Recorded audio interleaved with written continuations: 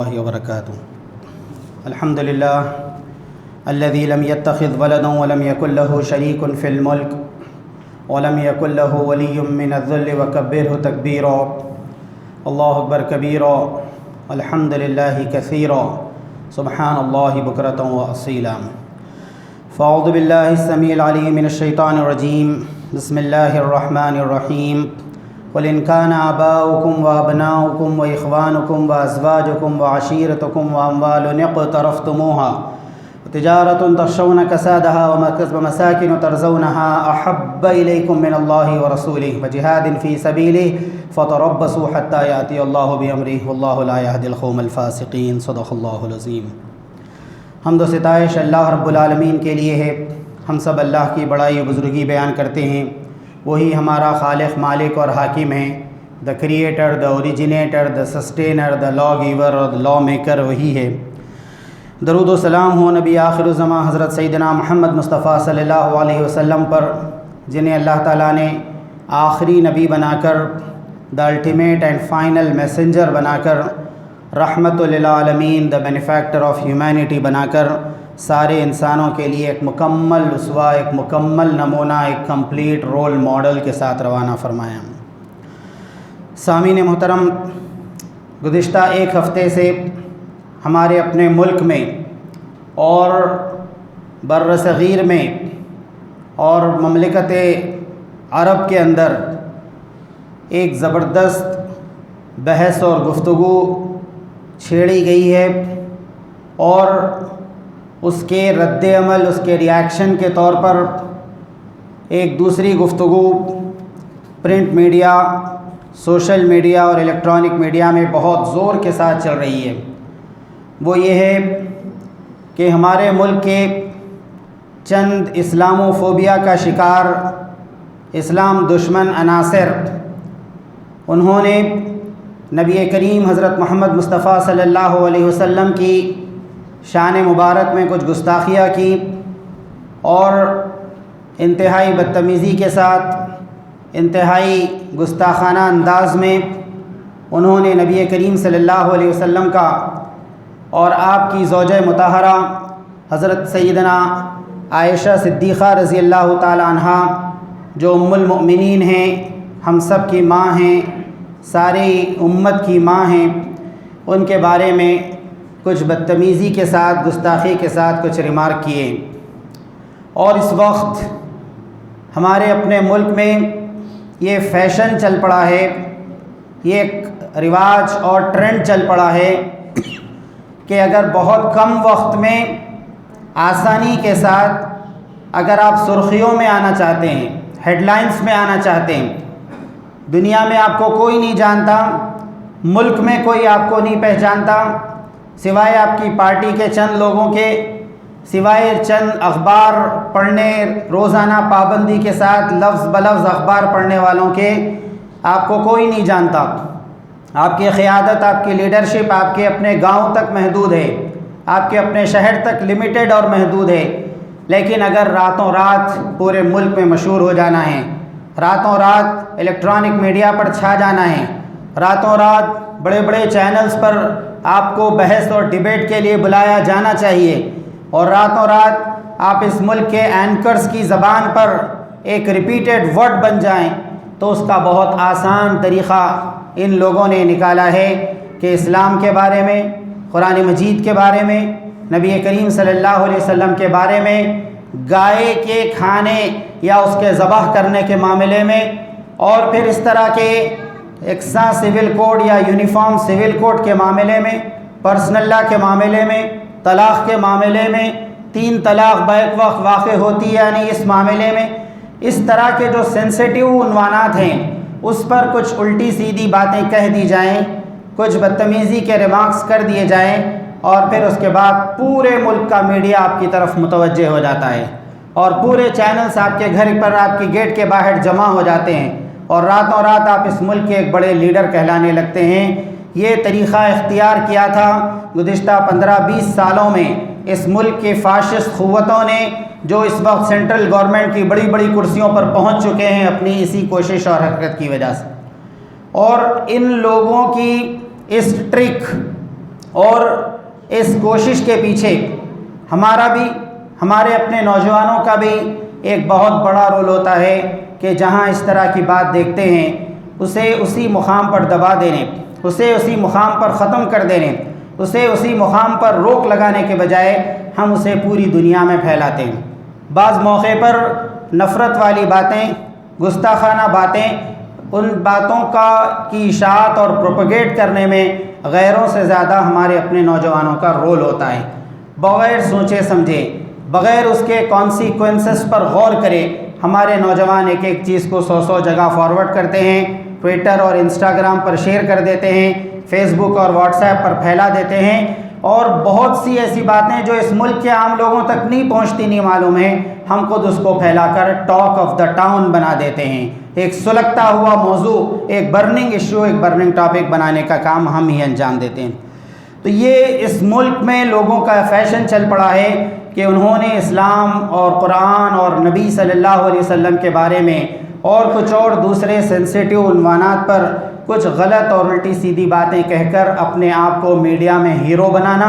اور اس کے لیے کم وقت میں ایک بڑا ٹارگٹ اچیو کرنا، اس کو انہوں نے شروع کیا ہے، اور ہم جانے انجانے ان کا سپورٹ کرنے میں لگے ہوئے ہیں۔ آئیے دیکھتے ہیں کہ ان حالات میں امت مسلمہ کی کیا ذمہ داری ہوتی ہے۔ اور پروفٹ، اور آنر،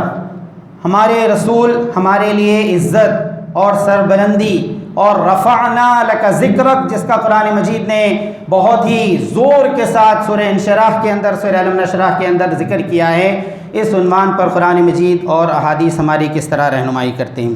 سورہ توبہ کی ایک بہت مشہور آیت اس موقع پر آپ کے سامنے تلاوت کی گئی۔ اللہ تبارک و تعالیٰ نے نبی کریم صلی اللہ علیہ وسلم کو حکم دیا، آپ ہی کے ریفرنس سے پوری امت تک یہ بات پہنچانے کی تلقین آپ نے کی، قل ان کان آباؤکم، اے نبی صلی اللہ علیہ وسلم آپ کہہ دیجئے، آپ یہ اناؤنسمنٹ کر دیجئے، یہ بات آپ لوگوں کو سنا دیجئے، پہنچا دیجئے، ان کان آباؤکم، اے مسلمانوں اگر تمہارے باپ، وابناؤکم تمہاری اولاد، تمہارے بیٹے، تمہارے بچے، تمہاری ذریت، وَإِن كَانَ إِخْوَانُكُمْ تمہارے بھائی، وَأَزْوَاجُكُمْ تمہاری بیویاں، وَعَشِيرَتُكُمْ تمہارے رشتہ دار، وَأَمْوَالٌ اقْتَرَفْتُمُوهَا وہ مال جو تم نے بڑی محنت سے کمایا، بڑی محنت سے تم نے کمایا، بڑی جدوجہد اس کے تم نے کی، اس کے لیے تم نے 20 30 سال خود سیلف ایگزائل میں تم نے گزارے، خود تم نے اپنے رشتہ داروں، اپنے ماں باپ اور قریبی لوگوں سے تم نے اس کے لیے بہت دوری اختیار کی، خوشی اور غم کے سارے موقع تم نے کھو دیے، تم نے 30 سال 40 سال دبئی اور سعودی عرب اور امریکہ اور کینیڈا میں گزار دیے، اور اس کے ذریعے سے تم نے جو کچھ مال جمع کیا، وَأَمْوَالٌ اقْتَرَفْتُمُوهَا وہ مال جو تم نے بڑی محنت سے کمایا، اور پھر آگے فرمایا وَتِجَارَةٌ تَخْشَوْنَ كَسَادَهَا اور تمہاری وہ تجارت، وہ بزنس جس کے کساد کا، جس کے ڈم پڑ جانے کا، جس کے ڈل پڑ جانے کا تمہیں ڈر ہے، وَمَسَاكِنُ تَرْضَوْنَهَا اور وہ سارے مکان جس پر تم راضی ہو، جس پر تم خوش ہو، بہت شاندار ایلیویشن، بہت شاندار آرکیٹیکچر، وہ مکان جو تم نے بنائے، احب الیکم من اللہ ورسولہ یہ پوری چیزوں کی لسٹ بیان کی اللہ تبارک و تعالیٰ نے، رشتہ داروں کی لسٹ بیان کی، ماں باپ، بھائی بہن، اور پھر یہ کہ اپنے قریبی لوگ، اپنے اعزاء اور اقارب، اور ان سب کی لسٹ بیان کرنے کے بعد اللہ تبارک و تعالیٰ نے نبی کریم صلی اللہ علیہ وسلم سے فرمایا آپ ان سے سوال کیجئے، احب الیکم من اللہ ورسولہ یہ وہ ساری چیزیں اگر تمہارے پاس محبوب ہو جائیں، تمہارے لیے پسندیدہ ہو جائیں، کس کے مقابلے میں؟ اللہ کے مقابلے میں، حب الہی پر یہ غالب آ جاتی ہیں اگر ڈومینیٹ ہو جاتی ہیں، وجہاد فی سبیل حب رسول پر یہ غالب آ جاتی ہیں، ان ساری چیزوں کے مقابلے میں اللہ کی محبت، اور ان ساری چیزوں کے مقابلے میں رسول اللہ صلی اللہ علیہ وسلم کی محبت، اور پھر اس کے بعد فرمایا کہ وجہاد فی سبیل اللہ تعالیٰ کی راہ میں جد و جہد، یہ تین چیزوں پر ڈومینیٹ ہو جاتی ہیں ان سب چیزوں کی محبتیں، تو احب الیکم من اللہ ورسولہ وجہاد فی سبیلہ فتربصوا حتی یاتی اللہ بامرہ پس تم انتظار کرو کہ اللہ تعالیٰ اپنا فیصلہ سنا دے، یعنی اللہ تعالیٰ کے عذاب کا فیصلہ آ جائے۔ کیا کیا تم نے؟ تمہارا جرم کیا تھا؟ چارج شیٹ کیا پیش کی گئی؟ کیا کرائم تھا تمہارا؟ اللہ تبارک و تعالیٰ فرماتے ہیں کہ تمہارا جرم، تمہارا کرائم یہ ہے کہ اللہ کی محبت، اللہ کے رسول کی محبت اور اسلام کی راہ میں جد و جہد، ان تین چیزوں سے بڑھ کر تمہارے اوپر اپنے رشتہ داروں کی محبت ڈومینیٹ ہو گئی، مال کی محبت ڈومینیٹ ہو گئی، اور اپنے گھروں کی محبت میں تم مبتلا ہو گئے، اپنے بزنس کے پیچھے تم دیوانے ہو گئے، تو پھر فتربصوا، انتظار کرو، حتی یاتی اللہ بامرہ، کہ اللہ تعالیٰ کے عذاب کا فیصلہ آ جائے۔ جو کچھ فیصلہ اللہ تعالیٰ کے پاس ہے، بامرہ، اپنا امر اللہ تبارک و تعالیٰ نافذ کر دے۔ واللہ لا یہدی القوم الفاسقین، اور فرمایا کہ اللہ تعالیٰ فاسق لوگوں کی رہنمائی نہیں کرتا، ہدایت نہیں دیتا۔ یہاں اس آیت کے اندر سورہ توبہ کی بہت صاف اور واضح طریقے سے مسلمانوں کو، خاص مسلمانوں کو اللہ تبارک و تعالیٰ نے مخاطب کر کے وارننگ دی ہے کہ اگر تم حب الہی، یعنی اللہ کی محبت، اللہ تعالیٰ کو چاہنا، اللہ تعالیٰ کے فیصلوں سے راضی ہونا، اللہ تعالیٰ کی ذات، اس کی صفات، اس کے کمالات، اس کے اختیارات، اور پھر اس کے بعد نبی کریم صلی اللہ علیہ وسلم کا مقام، اللہ کے رسول صلی اللہ علیہ وسلم کی محبت، اور جسے عشق رسول کہتے ہیں، اور اللہ کی راہ میں جد و جہد، اس سے دلچسپی، ان تین چیزوں کے اگر تم پیچھے چھوڑ دو گے تو اللہ تبارک و تعالیٰ اپنا فیصلہ تمہیں سنا دے گا، اور پھر یہ کہ اللہ تبارک و تعالیٰ کا جب فیصلہ آئے گا تو پھر تمہیں کسی چیز کی مہلت نہیں ملے گی۔ تو اس وقت مسلمانوں کے لیے ایک ٹیسٹنگ پوزیشن پر مسلمان ٹھہرے ہوئے ہیں کہ نبی کریم صلی اللہ علیہ وسلم کی ذات مبارکہ کو ٹارگٹ بنا کر،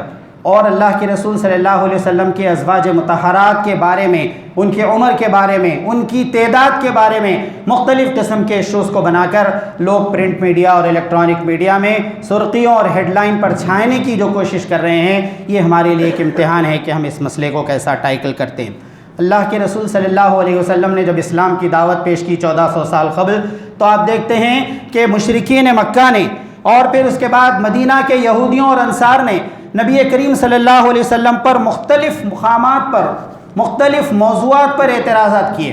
قرآن مجید پر انہوں نے اعتراض کیا، انہوں نے نبی کریم صلی اللہ علیہ وسلم کے بشر ہونے پر اعتراض کیا، ابشرا یہدوننا وکفروا واستغنى اللہ،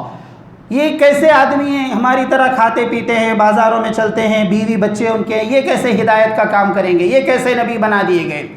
اور پھر یہ کہ مکے اور طائف کے بڑے بڑے رئیس، بڑے بڑے سردار، ان کو چھوڑ کر یہ ایک یتیم کو، یہ عبداللہ کے یتیم کو کیوں نبی بنا دیا گیا، ایک بڑے کاروباری، ایک بڑے بزنس مین کو کیوں نہیں بنایا گیا، ایک رائل کیٹیگری والے آدمی کو کیوں نبی نہیں بنایا گیا۔ انہوں نے اعتراض کیا نبی کریم صلی اللہ علیہ وسلم کی مختلف چیزوں کے بارے میں، اور جب اس اعتراض اور آبجیکشن سے کام نہیں چلا تو نبی کریم صلی اللہ علیہ وسلم کے بارے میں مشہور کر دیا کہ آپ پر جنون ہو گیا ہے، نعوذ باللہ، مجنون ہو گئے ہیں۔ مجنون اس آدمی کو کہتے تھے جن پر جن آ گیا ہے، مجنون۔ 11 مقامات قرآن مجید کے ایسے ہیں جہاں پر اللہ تبارک و تعالیٰ نے مجنون کا لفظ استعمال کیا ہے، اور پورے 11 کے 11 مقامات پر پیغمبروں کے ریفرنس کے طور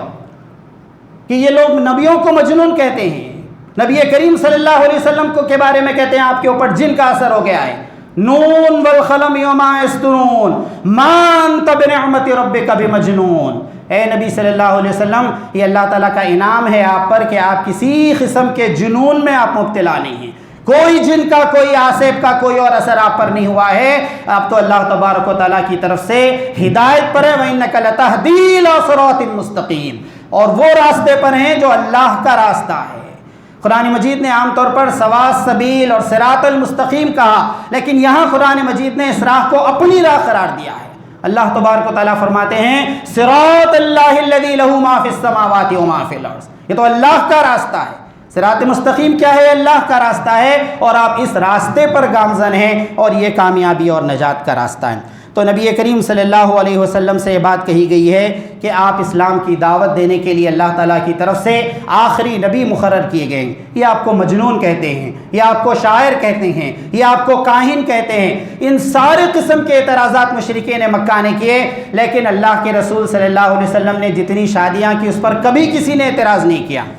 آپ نے بیوہ عورتوں سے شادی کی، آپ نے باقرہ حضرت عائشہ صدیقہ رضی اللہ تعالیٰ عنہ جو انمیرڈ تھیں اور کم عمر تھیں ان سے نکاح کیا۔ اس طرح کے کسی ٹاپک پر مکے کے کسی آدمی نے کوئی آبجیکشن نہیں کیا، اس لیے کہ عرب میں یہ ماحول تھا کہ وہاں پر کثرت سے نکاح کیے جاتے تھے، اور عرب میں ماحول تھا کہ عمروں کا فرق، شوہر اور بیوی کے درمیان جو عمر کا فرق ہوتا تھا اس کو کسی حیثیت سے، کسی اینگل سے کوئی کنسیڈریبل پوائنٹ نہیں سمجھا جاتا۔ چنانچہ نبی کریم صلی اللہ علیہ وسلم نے جو پہلا نکاح کیا تھا ایک بیوہ خاتون سے، حضرت خدیجۃ الکبریٰ رضی اللہ تعالیٰ عنہ سے، وہ نبی کریم صلی اللہ علیہ وسلم سے عمر میں 15 سال بڑی تھی. اللہ کے رسول صلی اللہ علیہ وسلم کی عمر 25 ایئرس، حضرت خدیجہ الکبریٰ رضی اللہ تعالی عنہا کی عمر اس وقت 40 سال، اور وہ اس سے پہلے بیوہ ہو چکی تھی.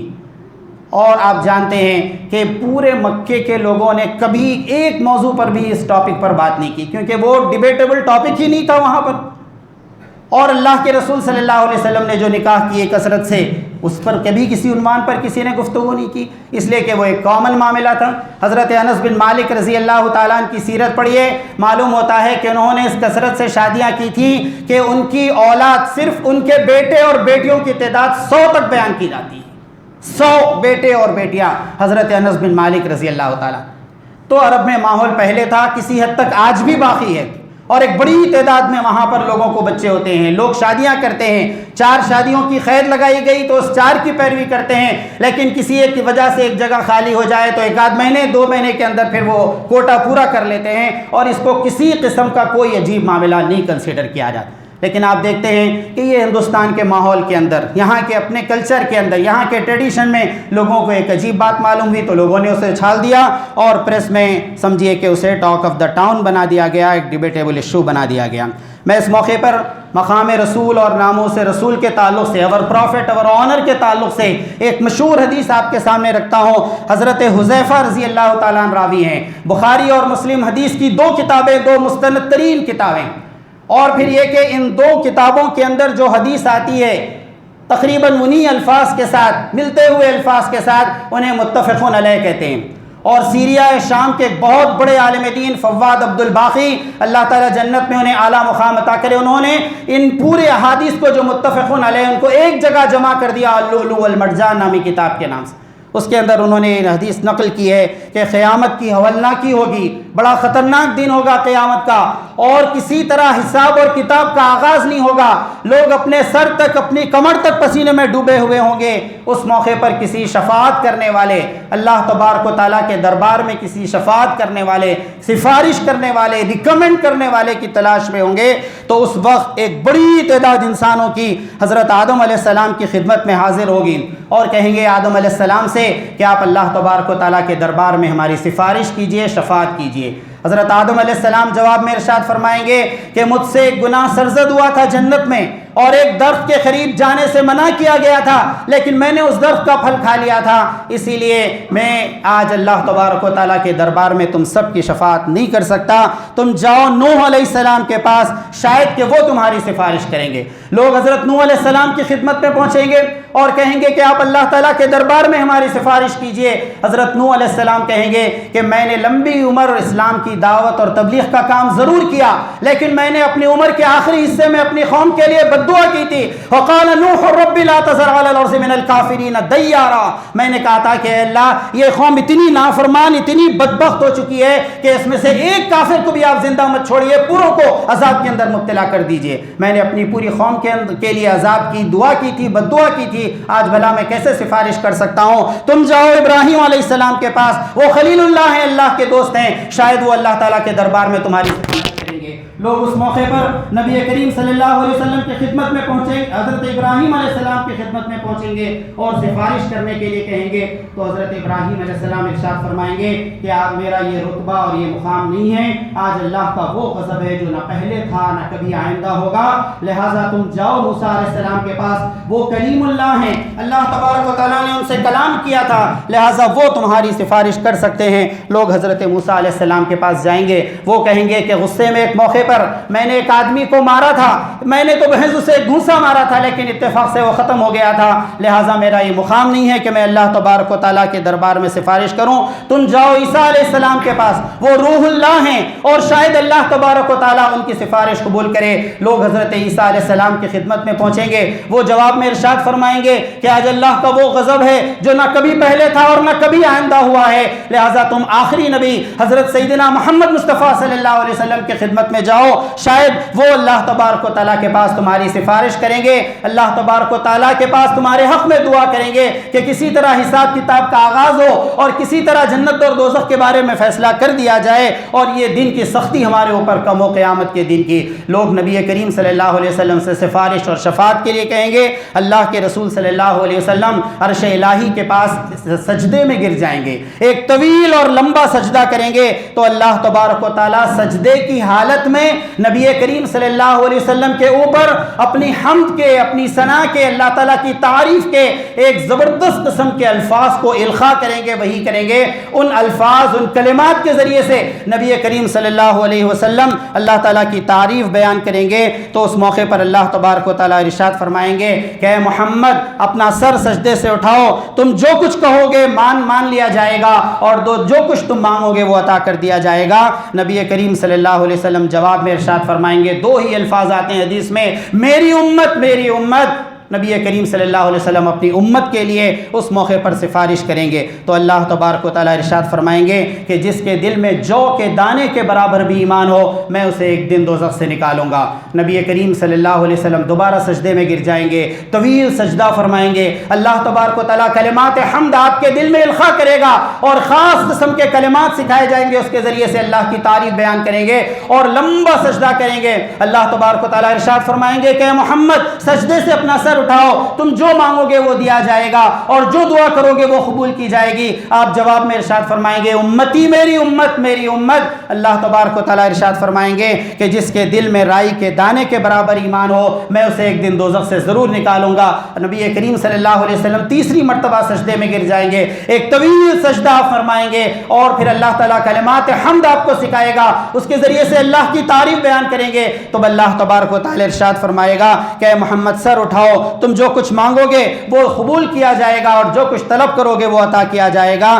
نبی کریم صلی اللہ علیہ وسلم ارشاد فرمائیں گے، امتی امتی میری امت میری امت۔ تب اللہ تبارک و تعالیٰ ارشاد فرمائیں گے، مجھے اپنی عزت و کبریائی اور اپنے عظمت اور جبروت کی قسم، میں دوزخ سے ہر اس شخص کو نکالوں گا کہ جو اپنی زندگی میں کبھی ایک مرتبہ کہے لا الہ الا اللہ، اللہ کے سوا کوئی عبادت کے لائق۔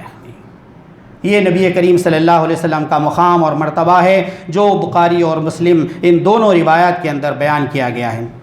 اس وقت آپ دیکھتے ہیں کہ اللہ کے رسول صلی اللہ علیہ وسلم کا جو مقام امت مسلمہ کے دلوں میں پایا جاتا ہے، نبی کی محبت جو امت مسلمہ کے دلوں میں پائی جاتی ہے، اس کو ایک بہت بڑا مسئلہ اور ایشو بنا کر اسے ایک ٹیسٹنگ پوزیشن اور ٹیسٹنگ مقام پر لایا جا رہا ہے۔ انہوں نے مسلمانوں کو اسلام سے دور کرنے کے لیے کوششیں کی، گھر واپسی کی باتیں انہوں نے کی، اور یہ کہ طلاق کے مسئلے پر اور مختلف قسم کے ایشوز پر مسلم نوجوانوں کو دین سے اور اسلام سے دور کرنے کی کوشش کی، لیکن ان ساری کوششوں کے اندر وہ کامیاب نہیں ہو سکے۔ تو اب انہوں نے یہ طریقہ نکالا ہے کہ اسلام کے مختلف عنوانات کو لیا جائے، اور پھر یہ کہ میڈیا میں اس کے ذریعے سے ایک ایسا ماحول پیدا کیا جائے کہ مسلمانوں سے نفرت پھیلے، اسلام سے بیزارگی پھیلے، غیروں کے اندر نفرت اور مسلم نوجوانوں کے اندر دین سے دوری۔ یہ ایک تیر سے دو شکار کر رہے ہیں اور دو چیزوں کو ٹارگٹ بنا رہے ہیں۔ ایسے میں ہماری ذمہ داری یہ ہوتی ہے کہ بہت پازیٹو رویہ اپنائیں، قانون کو اور لا اینڈ آرڈر کو اپنے ہاتھ میں لیے بغیر جو کچھ قانونی گنجائش ہے، ہمارا ملک اور دستور جس طرح کے احتجاج اور پھر یہ کہ جس طرح کی کوششوں کی اجازت دیتا ہے، اس کو ہم بھرپور اختیار کریں، اور ہر مسئلے کو روڈ پر اور سڑکوں پر لانا مسئلے کا حل نہیں ہوتا۔ جس مسئلے کو جس انداز سے ٹیکل کرنا ہے اس مسئلے کو ٹیکل کریں، اور پھر یہ کہ ان حالات کے اندر بھی نبی کریم صلی اللہ علیہ وسلم کی سیرت یہ بیان کرتی ہے کہ اللہ کے رسول صلی اللہ علیہ وسلم نے کبھی اسلام کی دعوت کے، اسلام کے میسیج کو پروپیگیٹ کرنے کے اس مقام کو نہیں چھوڑا تھا۔ چنانچہ روایات میں آتا ہے کہ اللہ کے رسول صلی اللہ علیہ وسلم ہجرت کر رہے ہیں، رات کی تاریکی میں سامنے کا دروازہ چھوڑ کر پیچھے کی کھڑکی سے کود کر آپ نے ہجرت کی۔ حضرت ابوبکر صدیق رضی اللہ تعالیٰ عنہ اور ایک غلام جو گائیڈ تھا اس کو ساتھ لے کر ان نازک حالات میں آپ نے ہجرت کی، لیکن راستے میں ایک مقام پر ایک قبیلہ ملا۔ اللہ کے رسول صلی اللہ علیہ وسلم نے اس پورے قبیلے کو جمع کیا، اسلام کی دعوت دی۔ 80 لوگ اس قبیلے میں تھے، پورے کے پورے 80 لوگوں نے اسلام قبول کیا۔ دو ڈاکو تلوار لے کر دندناتے ہوئے پھر رہے تھے، ان دونوں کے سامنے اسلام کی دعوت پیش کی، ان دونوں نے اسلام قبول کیا۔ لوگوں نے، ان دونوں ڈاکوؤں نے کہا، یا رسول اللہ صلی اللہ علیہ وسلم، ہم اپنے ایریے میں بدنام ترین قسم کے لوگ مشہور ہیں، ہمیں مہانان کہا جاتا ہے، دو ذلیل آدمی کہا جاتا ہے۔ نبی نبی کریم صلی اللہ علیہ وسلم نے فرمایا آج جب کہ تم نے اسلام قبول کیا ہے بل انتم المکرمان، آج سے تم دو ریسپیکٹیبل قسم کے آدمی ہو، دو باعزت قسم کے آدمی ہو۔ تو نازک حالات میں، سخت قسم کے حالات میں بھی اپنی ذمہ داریوں سے ہم غافل نہ ہوں، اسلام کی دعوت اور میسیج کو، نبی کریم صلی اللہ علیہ وسلم کی مبارک زندگی کو لوگوں کے سامنے بہت پازیٹیو انداز سے ہم پیش کرتے چلے جائیں۔ یریدون لیطفئوا نور اللہ بافواہہم، لوگ چاہتے ہیں کہ اللہ کے نور کو اپنے منہ کی پھونکوں سے بجھا دیں، واللہ متم نوری، اللہ تعالیٰ کا یہ فیصلہ ہے کہ وہ اپنے نور کو مکمل کر کے رہے گا۔ ستیز کار رہا ہے ازل سے تا امروز، چراغ مصطفی سے شرار ابو لہبی۔ اللہ تعالیٰ ان باتوں پر غور کرنے اور عمل کرنے کی توفیق عطا فرما۔ رب اغفر وارحم وانت خیر الراحمین والحمد للہ رب العالمین۔